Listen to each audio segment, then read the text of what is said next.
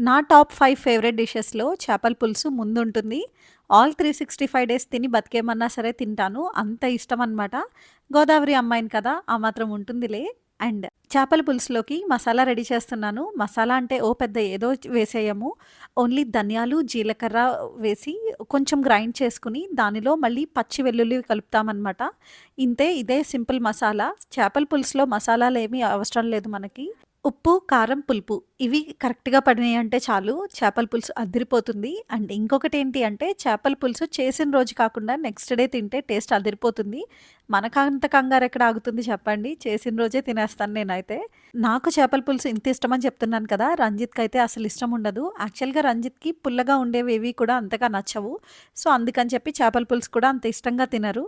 అందుకని నేను ఎక్కువ చేయను. లేకపోతే ఇంకసలు ఆల్మోస్ట్ వీక్‌కి ఒకసారన్నా చేసేసేదాన్నేమో. చికెన్ చేసినంత ఫ్రీక్వెంట్‌గా ఫిష్ కూడా చేసేదాన్ని. ఇప్పుడెలాగో అత్తమ్మగారు వాళ్ళు ఉన్నారు కదా! సో, తింటారు అని చెప్పి చేపల పులుసయితే చేశాను.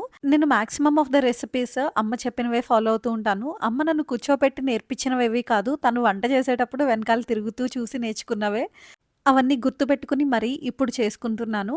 ఏదైనా డౌట్స్ వస్తే మధ్యలో కాల్ చేసి అడగటం అది మాత్రం మామూలుగానే ఉంటుంది. అండ్ ఇంకొకటేంటి అంటే అమ్మ చేసిన రెసిపీస్ యాస్ ఇట్ ఈస్ నేను ఫాలో అయిపోయినా కానీ, అమ్మ చేసినట్టయితే అంత టేస్ట్ రావు. మేబీ తన చేతిలో ఉన్న మహత్యం అనుకుంటా అంత టేస్టీగా వచ్చేవి. మేబీ ఇది నా ఒక్కదాని ప్రాబ్లమ్ కాదు. మాక్సిమం అందరిది ఇదే ఉంటుంది కదా!